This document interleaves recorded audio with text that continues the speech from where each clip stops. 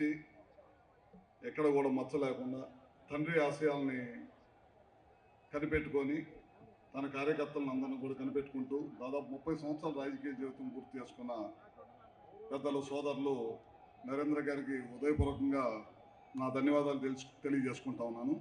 అదేవిధంగా పుట్టినరోజు శుభాకాంక్షలు కూడా తెలియజేసుకుంటా ఉన్నాను. నరేంద్ర గారు మా కుటుంబానికి మంచి దగ్గర, మంచి మేలు కోరే వ్యక్తి. ఎందుకంటే నా బాగా గుర్తు, చిన్న సమస్య వచ్చినప్పుడు మా కుటుంబంలో ఆయన చాలాసార్లు ఫోన్ చేసి అరే చదువుకోవాలరా మనం అని చెప్పిన వ్యక్తి నాకు తెలిసి నరేంద్ర గారు ఒక్కరే నా జీవితంలో అని చెప్పడంలో ఏమాత్రం కూడా సందేహం లేదు.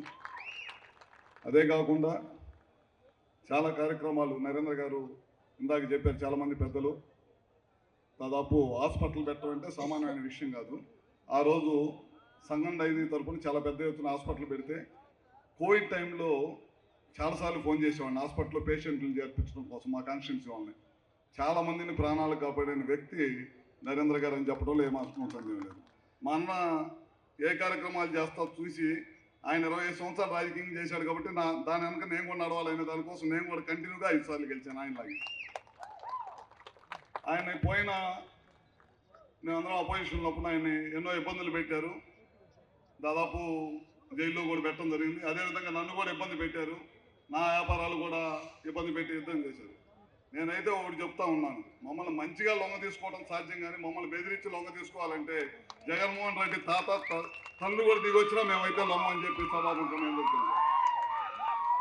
అదేవిధంగా అన్నగారు ఇంకా ఉన్నతంగా ఇంకా ఎక్కువ రోజులు ప్రజాసేవలో ఉండాలి, ఇంకా మంచి ఉన్నతమైన పదవులకు రావాలని, మరెన్నో ఇంకా పుట్టినరోజులు జరుపుకోవాలని చెప్పి మనస్ఫూర్తిగా కోరుకుంటూ ఈ అవకాశం ఇచ్చినందుకు, ఈ అవకాశంలో పాల్గొనే అవకాశం ఇచ్చినందుకు కూడా పేరు పేరున నరేంద్ర గారి అభిమానులు, కుటుంబ అభిమానులకు అందరూ కూడా మరొకసారి పేరు పేరున హృదయపూర్వక నమస్కారాలు తెలియజేసుకుంటూ సెలవు తీసుకుంటాం.